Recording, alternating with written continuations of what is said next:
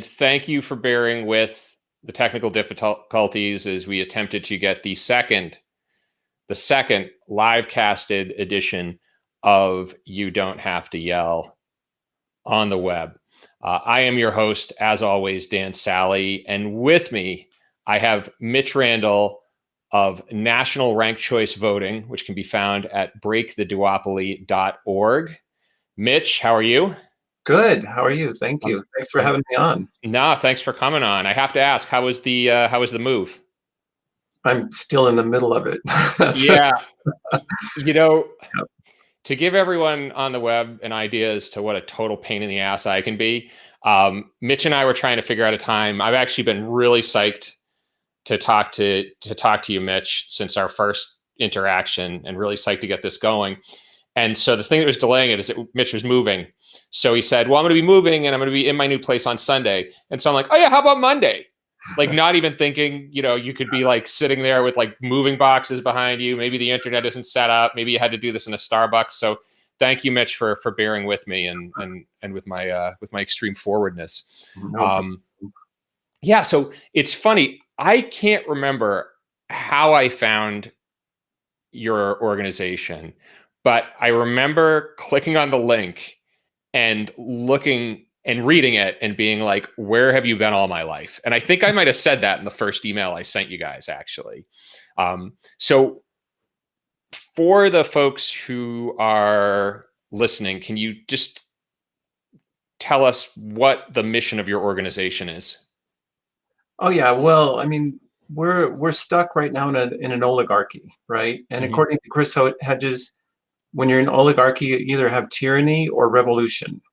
So, but for me, I think I found another solution, and that was what came to be when I founded this organization, is to push through this. But basically, I think there's a way where we can peacefully get out of the oligarchy, and it all hinges on our voting system. I tell people it's a two-step plan.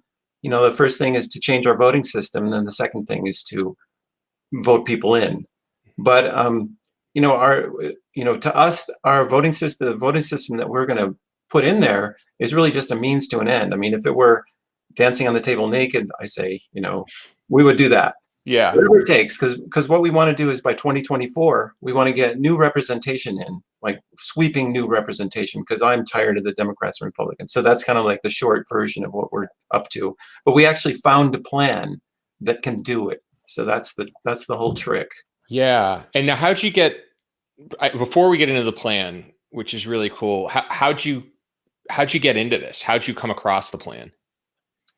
Well, I mean, for me, it started with Jill Stein, because she said, hey, we can have ranked choice voting. And I'm like, I don't know what that is. And we can do it with the stroke of a pen. And I really had no idea what she was talking about. But when I looked into it, it just blew my mind that, wait a minute, there are different voting systems. It just didn't even occur to me, because, let's say there's 10 candidates and you just mark a little mark next to the one you won. Like, what else? That's the voting system. And that's what I grew up with. That's what we use everywhere. I had no idea that there was another voting system.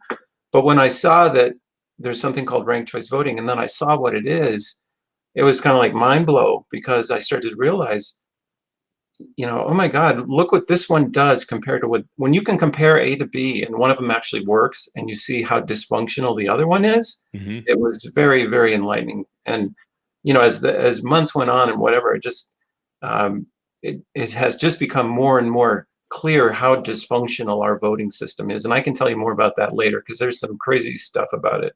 Oh yeah. Well, I told you this too when we had that first conversation. When I started this whole thing, this was actually a project geared towards campaign finance reform, and for me, and I at the time, again, very much the same mission as you. I at the time was very concerned that there was an oligarchy. There was a small cadre of well-funded special interests that were effectively dictating policy, whether or not the voters wanted it. And as I started to dig in to different electoral systems, and as I started to look into the ones that function the best, what I found was, on the whole, their campaign finance systems aren't all that different than ours. What is different is the way they vote. Mhm. and the way they apportion people to parliament, which is far different than ours. I don't want to steal your thunder, so why don't you talk about this system you discovered and how it can improve on American Yeah, democracy? well, I mean, to do that, we'll talk about the current system, right? Yeah. So the current system, what occurred to me at some point is, because my background is engineering, we haven't talked about that at all, but Hmm.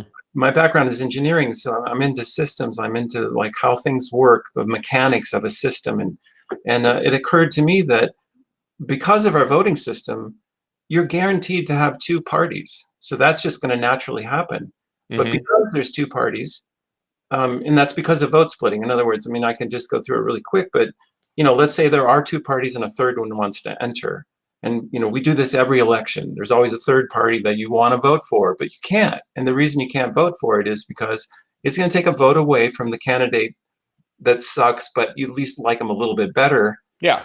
And it's going to give the election away to the candidate that really sucks, that you hate, worse. So you can never break in once you get that duopoly going. You can never break in with our current voting system because of Hmm. that thing called vote splitting, or the spoiler effect they call it. Yeah. It's the first past the post system. It's first past the post, and, Yeah. and we're trying to relabel it because so we call it one mark voting or one mark pigeonhole voting Hmm. because that describes what you're doing. You're putting in one mark, but the pigeonhole thing really catches it too, because you get pigeonholed into those two parties, and there's no way out. But Yeah. see, once you do have those two parties, so this is an overview of first past the post, or Hmm. one mark pigeonhole voting. Once you have gotten yourself into a duopoly, you're going to have maximal corruption. So Hmm. I kind of went through them and proved that in one of my videos where I show if one party, let's say one party was four times as good as the others, or so one party gets 25% or whatever, and the other party gets 75%, let's say, of all votes. Well, that it becomes really easy for that party that's so far ahead to take some donor money, and start making some deals and start doing, Hmm. doing whatever it wants to do because it has so much wiggle room. Yeah. And so, it's going to, let's say, eventually what's going to happen is both parties kind of come to the middle where they're both maximally corrupt, because Hmm. if they were a little bit more corrupt, then the other one would win. So they're really having a race to try to not to be too maximally corrupt, and so it's much easier to find a billionaire and have them give you money to make advertisements than it is to engage the whole country, and have millions of people give you $3. Hmm. So that's part of that system. Yeah, it's funny. This is something I mention in a lot of episodes, is that right now I could put money on who was going to win the 2022 midterm congressional elections. Yeah. 90%, I would be 90% right. So Hmm. I could tell you who 90% of the people who are going to be in office in 2022 are, because their districts are just that safe. And when your districts are that safe, all you really need to do is just make sure you can't be primaried and you're safe, which means if I'm looking to influence policy, I know exactly where I'm going to pour my money into because I know who's going to be there. And I think this also creates this polarization we have today where you have these safe districts. And so as a result, your fear is more your own party than it is any other ideas. And so you really always have to be fighting the extreme end of your party, which just seems to get worse and worse every election cycle. Well, Um, I oh, can't remember what year. Sorry, I don't mean to interrupt, but I no, no, no, can't. go for it. What There was one year when Congress was. There was a poll that came out that Congress was rated lower than herpes. It was like 7%, and herpes was 8% or something. I probably have that wrong, but And you wonder who the 7% were. Yeah. exactly. And then and so then Obama got up, and I can't remember where this was either, but I remember seeing him on stage, and he said, "You don't like your politician? Get out there and vote." And that really stuck in my craw because it's actually impossible. So Yeah. that let's say you want to vote out your Democratic, let's say you're Democrat, you want to vote out your Democratic congressman because you don't like him. What are you Mhm. going to do? Vote for the Republican? There, Yeah. there's nothing you can do. Well, look at this past election, right? I Yeah. mean, I definitely knew people who were pro Trump. Mhm. which, there were people who were very pro-Trump. I don't think I knew anyone who was pro-Biden, though. And that's not, I mean, I voted for him, don't get me wrong, but it wasn't like I was super enthusiastic about him. It's just he wasn't Trump, Well, you know? just a minute ago, you were saying the polarization, and I believe this voting system creates that polarization. Yeah. Because if you're going to not be for Biden, you're automatically for Trump, and Yeah. like that's your only choice. And so people, that polarization goes right into your DNA when you're even at the water cooler. At the water Hmm. cooler, you be careful if you're going to say Biden's bad. They're like, oh my God, you're a Trump supporter. Well, and that's exactly it. Like, I can't say that I had tepid support for Biden because that automatically means I'm not anti-Trump enough. And the Yep. flip side of it is, if I want to accept the reality that it's probably more likely that a president with a 40% approval rating in the middle of an economic downturn and a pandemic lost the election when there's a 7 million popular vote gap and a 70 electoral vote gap, that automatically makes me a socialist, but that's quite literally where we are right now. Well, and that effect is so strong in our voting system, and people don't even realize it. By the way, I mean, Twitter Hmm. is full of people talking about politics and getting into all these little details. They don't even realize the voting system forced them, like it just grabbed them and just drug them right into this situation. They had to vote for Biden, or Trump would win. Or Hmm. I'm gonna always, in all my analogies, I'm always going to pick the left side. By the way, because that's just who I am. Yeah. But I mean, and if you look at, so you can take the rules of our voting system and plug them right into game theory, Hmm. and you get the same result every time. You get Hmm. two corrupt, unaccountable parties, and I Hmm. tweeted that so many times, people probably are tired of it. Hmm. But this thing, one mark, pigeonhole voting, gives you two corrupt, unaccountable parties. That's what happens. It doesn't matter which candidates are in there, and none of it matters, Yeah. because it's just like when you play the game Monopoly, someone's going to monopolize it. Hmm. It's not like you have to play with an evil person in order for that person to monopolize the game. Yeah. Someone will monopolize the game. Yeah.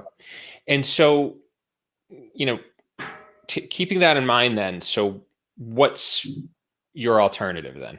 Yeah, thank you. So then, when Jill Stein mentioned ranked choice voting, I looked into it. So the idea there is, let's say you have a third party. Let's say you have two dominant parties, but you have a third party that wants to get in there. And you know, it makes a lot of sense for me if I just pick Bernie, because Hmm. I loved Bernie. I love all his policies. Actually, most people actually love most of Bernie's policies. Yeah. So I'm just going to use it as an example. But let's say there's Hillary, Trump, and Bernie ran as a third party in Hmm. 2016. Yeah. What you would do is you rank them. You say, well, I want Bernie. He's my first choice. But if Bernie doesn't get in, I want Hillary. She'd be my second choice. And then you can Hmm. either say Trump's your third choice, or you can just not do that. That's how it works. Yeah. And if everybody votes that way, then what they do is they tally it up and they say, okay, who got the least number of votes? And whoever, first of all, you see, did somebody get more than 50% of the votes? And if they did, they're the winner. Hmm. If not, you take whoever got the least number of votes, and the people who voted for them, you use their second choice and you redistribute it among the remaining candidates. Hmm. So let's say in this case, what I think would have happened is Hillary would have had the least amount of votes in those three, I would have guessed. Hmm. So they would have taken all the Hillary voters and taken their second choice, which hopefully would have been Bernie, Yeah. and handed them to Bernie. And then I think he would have got more than 50%. So I think that's how that would have played out. I think Bernie would have won. Yeah. And even in 2016, if there were ranked choice voting in every state in the union, and we assume that Hillary was the second choice of the people voting for the Green Party, we wouldn't have a President Trump either. That's right. Yeah. Exactly. And just to balance that out and help some folks on the right understand how this works too, a lot of folks on the right have a bad taste in their mouth over ranked choice voting because there was this situation in Maine Yeah. where, you know the story. Yep. Yeah, where Republican congressman won the most votes, the most first choice votes, but didn't win when all the second choice votes were tallied. And so he lost. And so as a result, Republicans just have a natural aversion to ranked choice voting. But the flip side of that too, and I'd like to take my state of Massachusetts into account. So, Massachusetts is a one-party state. I have never voted in a congressional election where there were two candidates. Been in the same voted in the same district my entire life. There's another district just to the south of me, District 4. The Democratic primary is effectively the general election. Yep. There were 4 candidates in that election, and the person who won 24% of the vote. So somebody who won 24% of Democrat votes, not even in a general, 24% of Democrat votes represents an entire district. And so my call to Republicans here too is that in a state like Massachusetts, where we have 30% of Republicans who are just orphaned, just aren't being heard, ranked choice voting at a minimum is a way for you to guide the candidates more towards the right, or, in this case, more towards the center. And so I don't know if you've thought about this at all, Mitch, but I think it's a way, even in a two-party system, it can have a moderating effect. Yeah, I mean, for sure, no one can win unless they have enough more than 50%. I mean, that's how it goes. It doesn't end until somebody's got 50%. So at least, if somebody wins, you'd say, well, he or she was my second choice, or he or she was my third choice. But at least you voted for him. Yeah. Whereas you're right, with first past the post, let's say if you had 10 candidates, somebody could win with 11%. Mm-hmm. I mean, that could actually happen. Yeah. Oh, 100%. 100%. And obviously, we're talking about opening up the door to not just Republican and Democrats, but really kind of opening the door to, a much wider universe of parties, right? Yeah. And by the way, not even parties. I mean, right now, if you're not talking party, you can't break in to this first past the post system. Mm-hmm. Because it takes a huge momentum and money and all this stuff to start to compete with another party. But if you had ranked choice voting, like I was given that example with Bernie, he could have run as an independent, would have won. You don't need actually a party to win.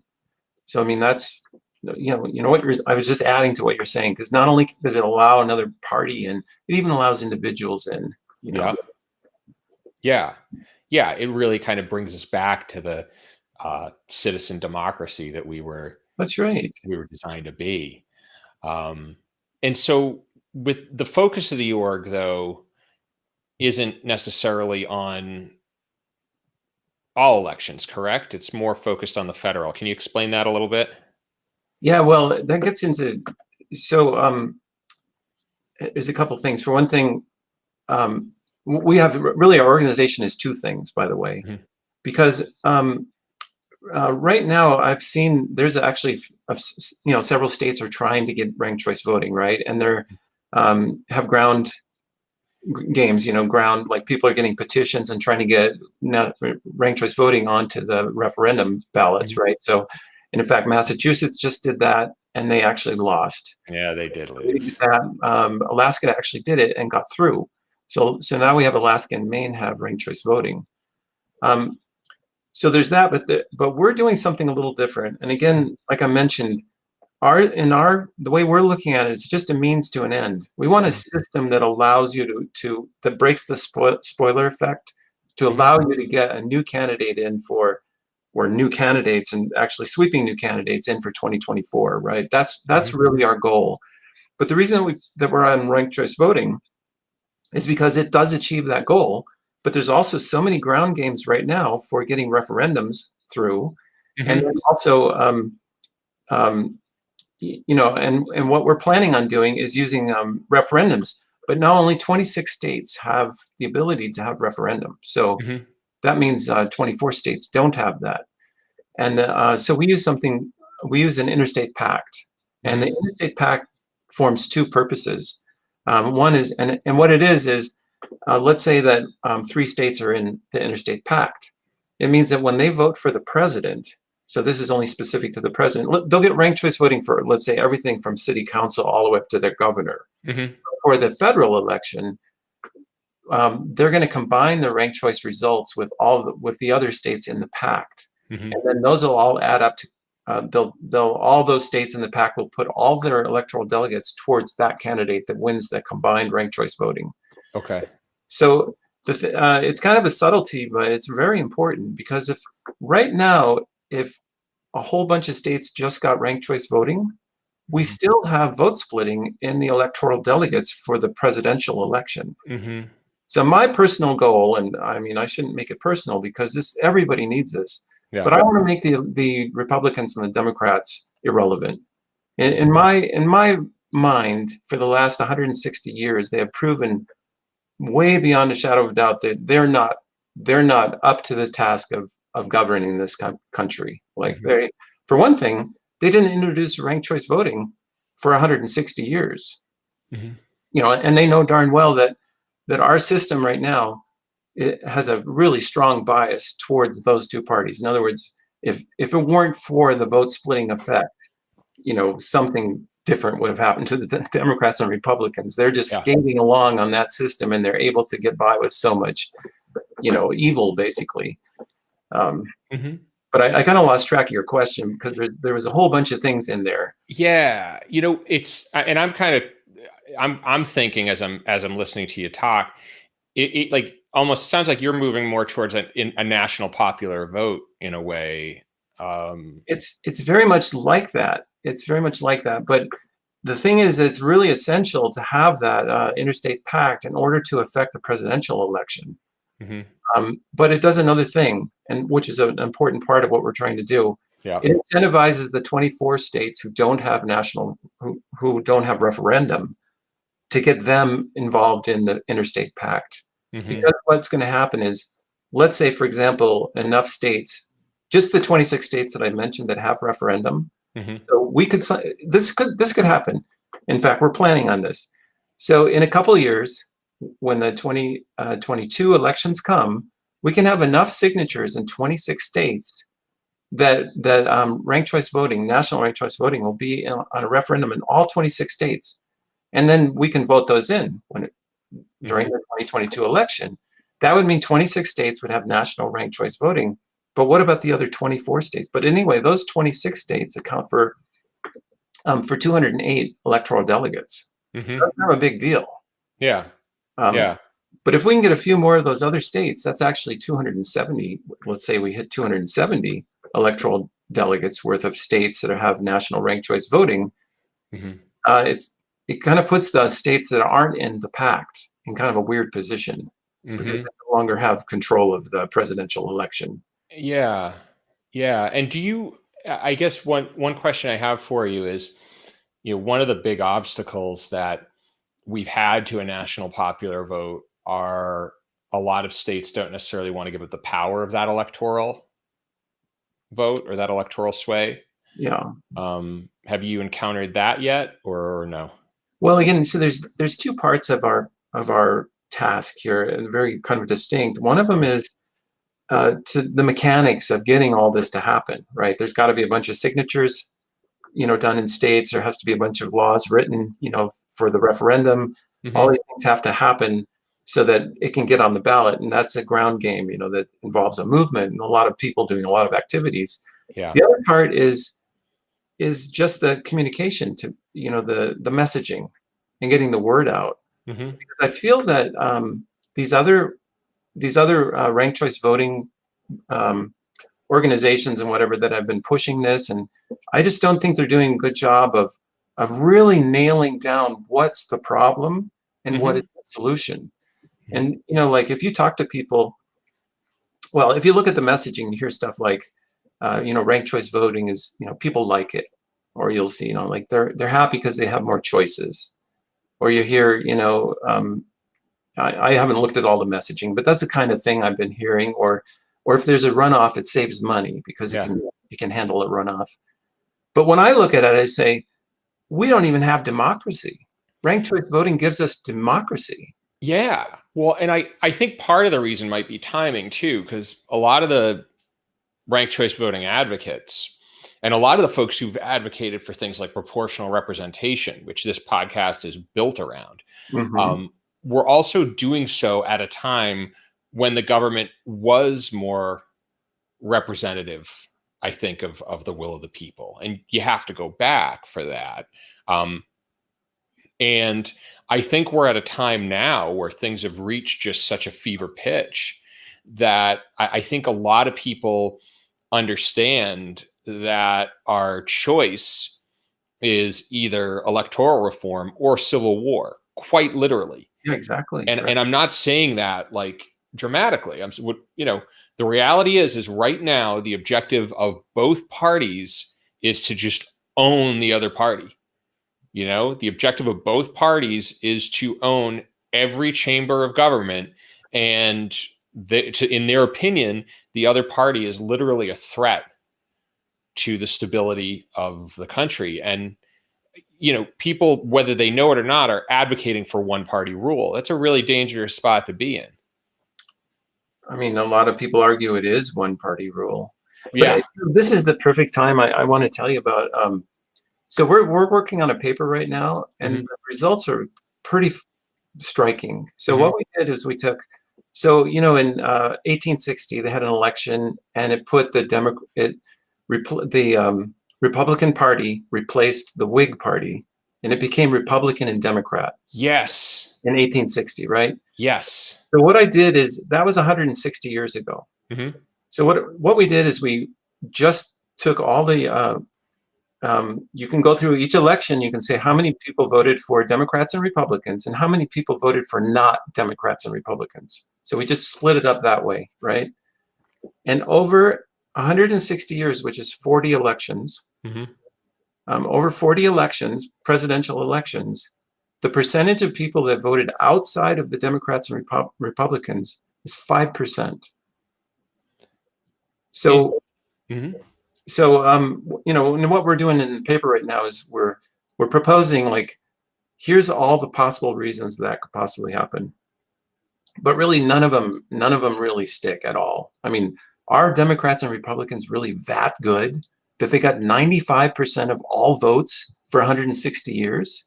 It's implausible, and totally doesn't match what we know right now. I mean, they're horrible right now. Yeah. Well, it's the fact that the structure of our elections is such that there's no room for a third. Well, that's what I'm saying. So the obvious cause of this is first past the post system. Yep. The one-word pigeonhole voting. So that's the ultimate cause of this. And I'm not saying like because it was rigged. No, I'm saying the legal, official, sanctified voting system gives a 95-point advantage to the Democrats and Republicans.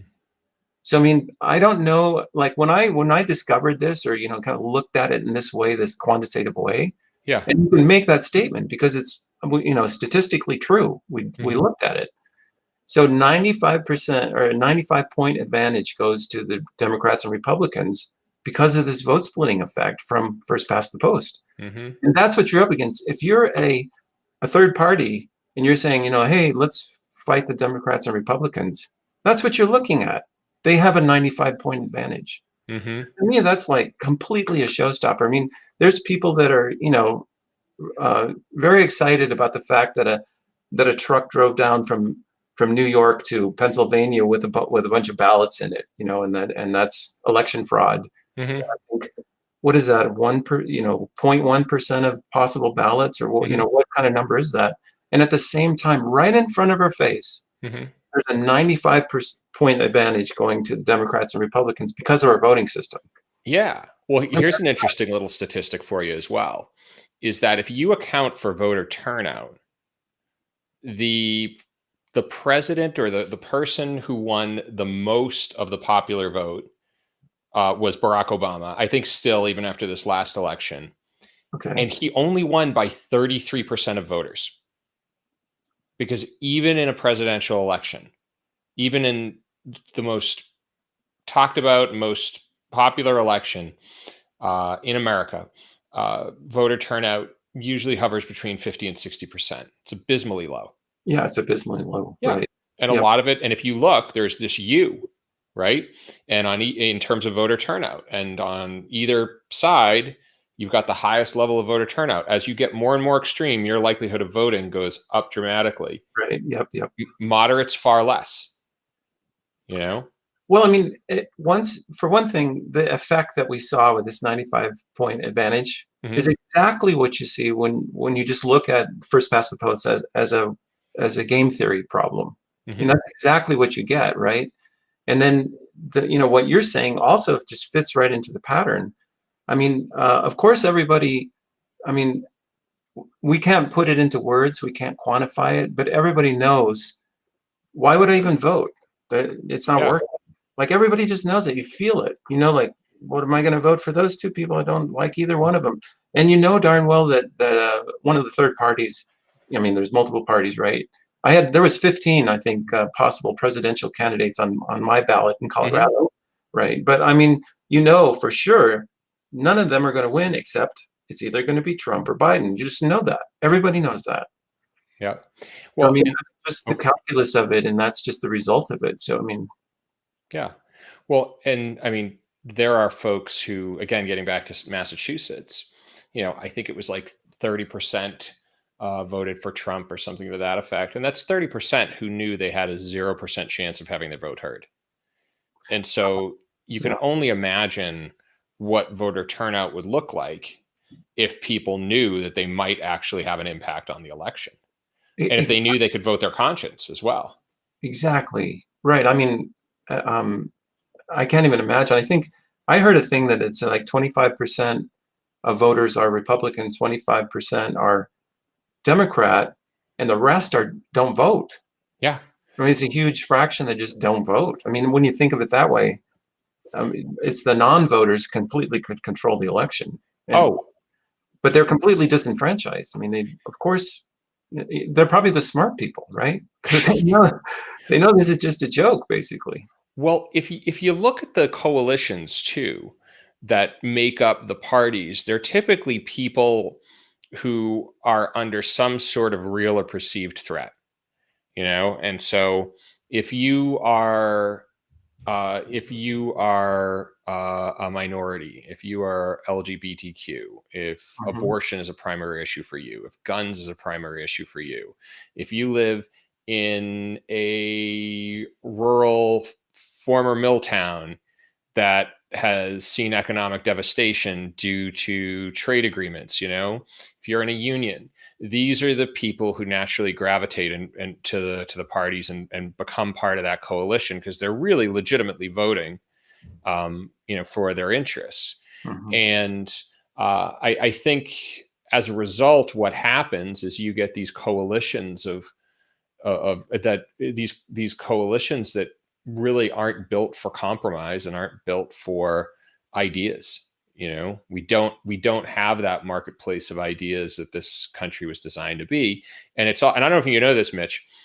Do you know why we're first past the post? Please, no, actually, I don't. Because that's the way they did it in England. There you go. I'm 100% serious. We kicked out the king and we kept his voting system. And we probably would have been better doing the reverse. Um, That's so true. you know, When you have no control over who's elected, which I would say that's where we are right now, right? yeah. Because I mean, it's easy to wrap your head around. If we had a voting system that favored Republicans by 95 points, everyone would detect that. They'd say, Hmm. this is screwed up. It's favoring. But we have a voting system that favors two parties by 95 points.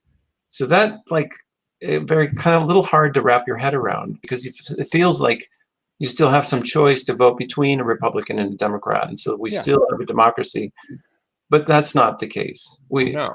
We 95% of our will is gone, basically. That's what that means. Yeah. And so we, definitely on board with the idea that we need to change the game. We need to change the incentive structure for politicians in order to really make this a more effective democracy. And I'd add to everybody listening is that ultimately, like, politicians are going to be politicians. So it's not like we get some voting system and all of a sudden the entire city of Washington D.C. is filled with altar boys. I mean, it's still going to be the same types of people. It's just the incentives they have to campaign a certain way and the incentives they have to behave a certain way in office are going to be different. And right now, their incentives are such that they play to the base and play to their donor, play to the donors as well. Um, Yeah, I mean, Sorry. I really think that Biden's platform was not Trump, right? I mean, that's really what it was. Right? Right? Yep. That's 100%. Like, could you tell? Like, I mean, Mitch, I don't know if you have an opinion on this, but I couldn't tell you what the Democratic platform is today. No, I can't either. And this is somebody I'm always upfront about my voting record, right? I voted for McCain over Obama. Okay, I Okay. was a I was a diehard Republican for a very long time, Okay. and then so I did McCain, then I did Gary Johnson in 2012, and because I'm in Massachusetts, who cares? And then 2016 came, and I voted for Clinton. I didn't have to vote for Hillary. She was going to win Massachusetts anyway, but Mhm. I was that turned off by Trump. And so that's my voting is entirely not Trump. Yep. You I know, mean, I'd like to vote. I voted for Sanders in the Democratic primary. I supported Bernie Sanders. I voted for John McCain in the Republican primary back in 2000. I really supported him. And go yeah. on, sorry. So no, so ranked choice voting, that doesn't work. There is no campaign that can run where you say not that guy. That Yeah, it doesn't even work. So you can't campaign that way. You can only campaign on positive things. Now, that's a general statement. Of course, you could yeah, have a bad campaign or whatever, but basically the things that stick are the positive things when you have ranked choice voting, because negative things don't work. There can be multiple candidates. You can't say not Trump because there's three others. yeah, So, okay, not Trump and not you. So one of the three others, yeah. Well, it's like the line goes, if you're going to vote for the lesser of two evils, you're still choosing evil. Yeah, And exactly. so, and granted, look, that's the system we have now. I would not tell anybody to stay home on election day.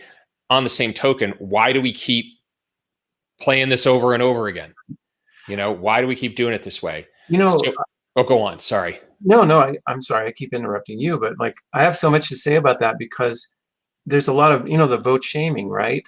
Or Hmm. people call voters despicable, or they make these judgments about people. Hmm. What has really occurred to me is, again, like you can put this into game theory, and it doesn't matter how you model the people. They all do Hmm. the same thing. You're forced into it. We're really victims of this voting system. Hmm. And even the polarization, the extreme polarization, is even the part of this victimization of the voting system. Because if you're not totally for this guy, then you're partly for the other guy, and it's a dichotomy, and then one of the two is going to win. Yeah. So I mean, Oh, so go on. Go it, on. Sorry. for me, it really. Um, I even came to the conclusion that left and right is fake. Hmm. Left and right is manufactured, in my opinion, manufactured by the media. And you could see it because, for example, when Bernie got up on the Fox town hall like 2 years ago, whenever that was, Hmm. started talking about his thing, he got a standing ovation Hmm. and from Fox viewers, Yeah. because Yeah. And everybody wants, good things for people. We all want good things for people. yeah. And and I think especially, what happened in 2016 is there were a lot of Republicans who weren't big fans of Trump in the beginning. I actually know most of the people I know who are still pro-Trump today were not fans during the primaries. Hmm. But what happened was it was the constant browbeating from the other side that really just stiffened them. Yeah. And I think like Hillary's basket of deplorables comment really is like case in point is case in point part I think exemplifies the problem, Yes. which is that um, even in the face of somebody like Trump, who a lot of people don't like, I don't think anybody voted for him. Even the people who still support him don't think he's necessarily a good person, you know? But they also see this other side that just looks at them as racist and ignorant and just the whole litany of insults. And it just doesn't do anything. Yep. It just doesn't do anything to make people any more amenable to hearing alternative points of view. Yeah. I mean, sometimes they call it a horseshoe. Mhm. Instead of saying it's a left-right spectrum, they call it a horseshoe because Yeah. you get the extremes on either end. Like there was people that would have voted for Bernie, but since he Whoops. Uh-oh. All right, folks. Well, it is just you and me. Oh, there we go. He's back. There you are.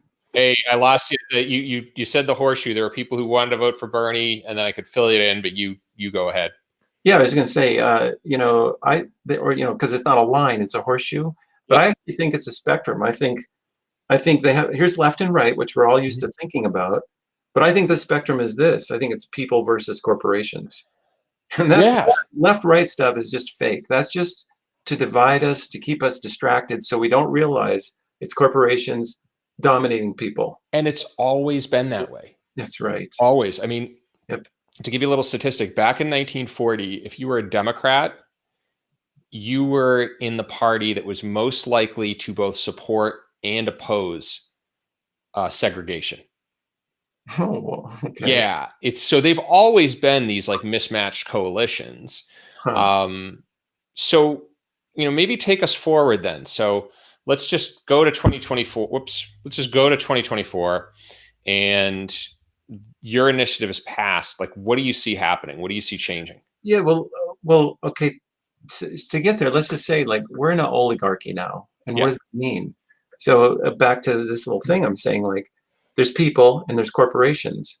Right Mhm. now, the government is owned and operated by corporations. And if you don't believe me, I mean, this is why we see, I think it was like $7 trillion now have gone to corporations for stimulus. But how There's many trillion has gone to people for stimulus? yeah. Nothing. I mean, um, you know, I, I could sit here and make the case for that we have an oligarchy, but I'm hoping that's kind of obvious to most people.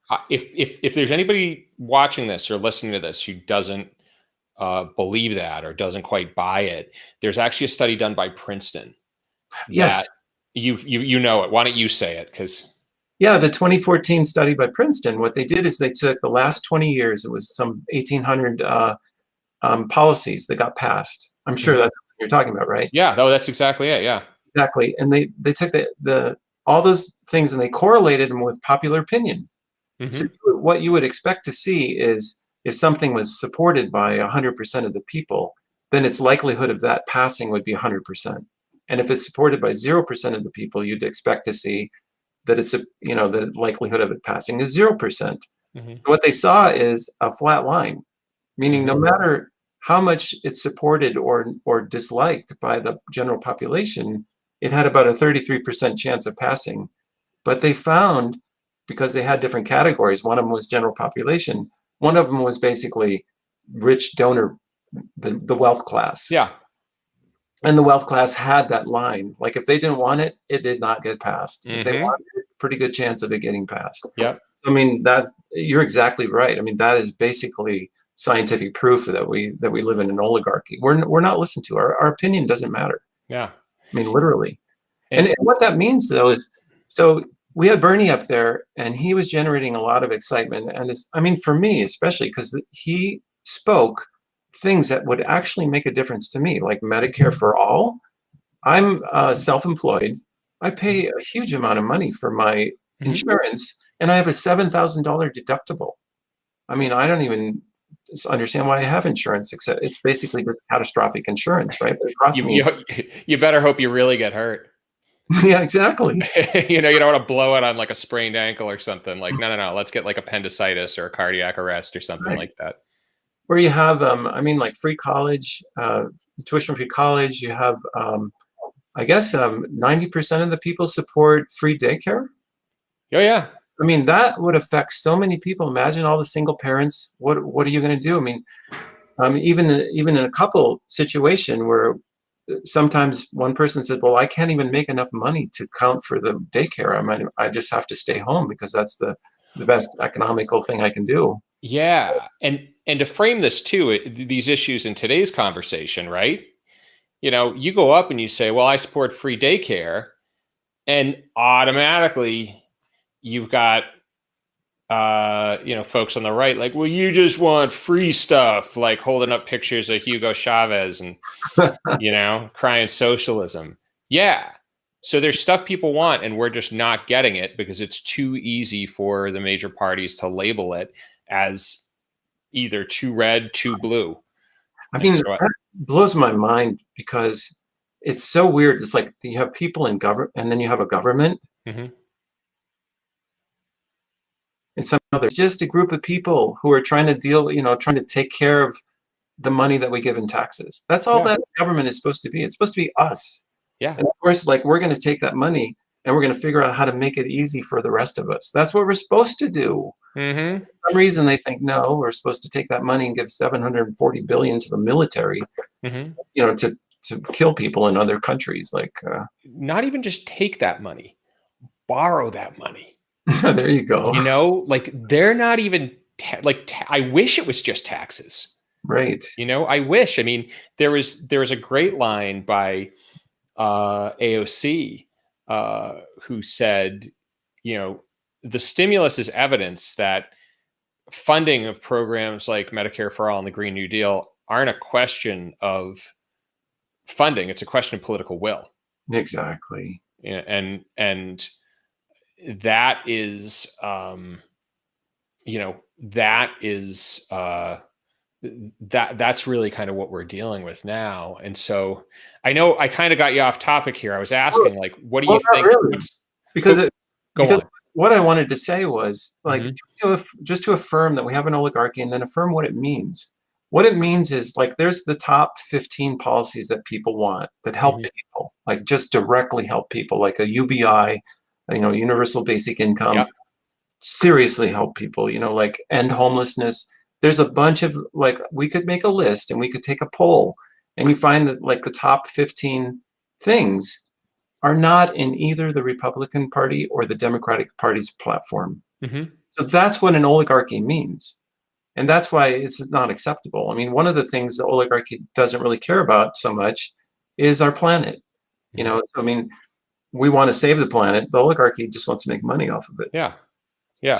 And And so, in your mind, then, this passes. Do you think all of a sudden we have presidential candidates who are taking on these positions, or what do you see happening? absolutely, yeah. So that's kind of where I was getting at Yeah. is we're stuck right now in this oligarchy, and what that means is we don't get anything for our tax money, for all the money we're borrowing. We get nothing in return. It's all going to corporations. They're benefiting from all this, which is not how it's supposed to work. Hmm. But the reason it works is because we're completely locked in to the Democratic and the Republican Party by that 95-point advantage that we get from first past the post. Yep. It all just disallows any other candidates. So Yep. of course, when we have ranked choice voting, other candidates can come out of the woodwork and just representing the top 15 policies. I mean, Hmm. why wouldn't they win? They say, Hmm. when I get in office, I'm going to do the top 15 things that you want. Hmm. And so, like, obviously, people are going to vote for that. And they Yeah. realize they can vote for it because it's not going to cause, Trump to win, or cause whoever else that Tucker Carlson or whatever to win, whatever that's going to happen in Just 2024. 4 years away, Mitch. Just 4 years away. Yeah. So, I mean, I'm really trying to bring it home because this oligarchy isn't just like a word, and it's not just kind of annoying or something. This is affecting.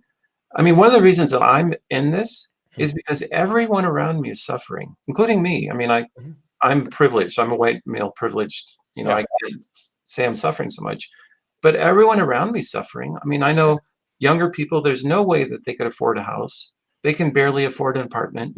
You know, I mean, everywhere I look, I see suffering. Yeah. I think, what's the point of this suffering? Like, why are we suffering? Because there's wealthy people are not suffering at all. The stock Yeah. market is like booming. I mean, you know, Yeah. I mean, here's a weird thing I'm just going to throw out because, Yeah. you got me on and I'm rambling now, but here we go. Go for it. Let's ramble. You go down any street in America, any residential street in America, houses all over the place, right? Yeah. And think every one of those houses is on a mortgage. They're all paying, let's say, average $1,000 a month towards Hmm. interest. The rest is Yeah. going to principal. Maybe $75 is going to principal, and 1,000 of it is going to interest. But every household in America, let's just say, because it's not that implausible, is sending $1,000 to some bank. For what? Because the bank is going to send them, every all the bank is doing is every month sends them a check. Yeah. I mean, to me, it's just absolutely nuts. This system is so out of whack. The way that the whole thing works is completely out of whack. And the reason it can be out of whack is because we have no power to change it. Zero power. There's no Democrat or Republican is going to say, I want to break up the big banks, Yeah. or put a cap on interest. And so to really, like, I think, summarize this for the folks who are watching and the folks who are listening, you know, the reason that the two major parties can do this is because they're insulated from competition. And like any other system, when you insulate a system from competition, you end up with less superior models or inferior models. You don't end up with the best ideas. And so the idea behind ranked choice voting is open it up to a broader diversity of ideas, give people the opportunity to promote and stand behind policies that people actually endorse. Right. Yeah. Yeah. And so here's the next question for you, because we've talked a lot about the oligarchy. We've talked a lot about the power structure. How do you get through that? So that's the trick. Like, you can't go to your politicians and say, hey, can you change the voting system for us? Because we want to vote you out. Yes, I'd like to make it harder for you to win. Yeah, that doesn't work. Just write up a bill or something to do that? Exactly. Yeah. Yeah, exactly. So the idea of our program is we thought, for one thing, all the people that were following Bernie, and I felt so hopeful when I was following Bernie. I thought, my God, what if we could end homelessness? And I pull up on a corner and there's not a homeless guy there with a sign. I mean, that just felt so great to me. And then Biden, that whole thing with Biden, and all of a sudden that whole movement just got its head cut off. Yep. A bunch of people, we all want good things, but we have nothing to grab onto that will get us that new thing. So here's where we step in with breaktheduopoly.org, because we have a plan where people, without asking politicians, people can do a very simple procedure, which is to sign petitions for a referendum, and then get policies on a ballot, and then vote for those to turn them into law in 2022, which will give us the ability to vote those guys out. And to me, that is so empowering to me, and that's why that was the seed of starting this. Did something happen with the web stream? Yeah, I think, hold on just a quick second here. My camera just shut off. Okay. Let me just try. Let's see. I could be out of battery power, but you can hear me anyway, can't you? Oh, there we go. Back on now. But that to me, that's like, I want something I can actually do. I am tired of begging my politicians to do the right thing. It's been proven now they don't do the right thing, and they're not going to do the right thing. So I want to do it myself. I want to go sign that petition. Then I want to vote it into law, and then I want to vote in a new party. Yeah. And part of what I say, when I said at the beginning of this that we're really a means to an end. Yeah. It doesn't really matter how we get there. We want new representation. Then we can talk about all the ins and outs of all the policies we really want, and maybe there's a better voting system. But right now, the way to get to that point is by doing national ranked choice voting. And it's something that we can all, actually do. It's really just limited by our own determination. Yeah. And we're going to keep it real here for the last part, Mitch, because apparently my other camera ran out of batteries. So there you go. Now y'all have to look up my nose. So given that I'm running out of battery power here, I want to make sure that the folks who this resonated with are able to take action. So if I'm listening to this and I'm like, yeah, I'm 100% team Mitch, I want to help. How can they help? We'll go to breaktheduopoly.org. And sign up for the newsletter, and you'll get an invite to the weekly organizing call. Yep. So that's where we're building this movement. And the other thing you can do is just simply spread the word. Like, it's not like we're one of the many plans to end the oligarchy. I have not seen any plans. I mean, people talk about other things. They say, like, I want Medicare for all. I want, to reduce student debt or something like that, or get money out of politics. But these aren't plans. These are just wishes. Like, I wish there was no money in politics. But what we have is, for as far as I know, the only plan where people can do it themselves. They can get on the streets, they can get those signatures, they can get in this new system and then vote in who they want in 2024. And believe me, if we have ranked choice voting, we're going to have plenty of candidates in 2024 that you're going to want to vote for.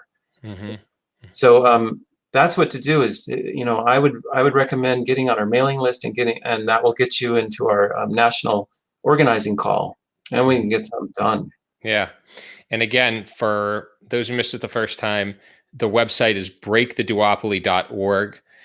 I'd also like to highlight that given the camera ran out of batteries and we're on our webcam, or we're on my FaceTime camera now, that yes, this was actually a bookshelf. It was not just a fake Zoom background. So there are actually there are actual books, and they go beyond what the camera could see. So well, Mitch, thanks for coming on, number one.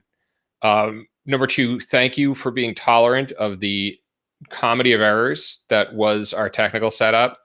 And hopefully when we have you back on, there's some good news to tell everyone. Well, thank you so much. I really appreciate giving me a voice, on your platform. Thank you. I really appreciate it. Yeah, no worries at all. Happy for it. All right. Bye, everyone.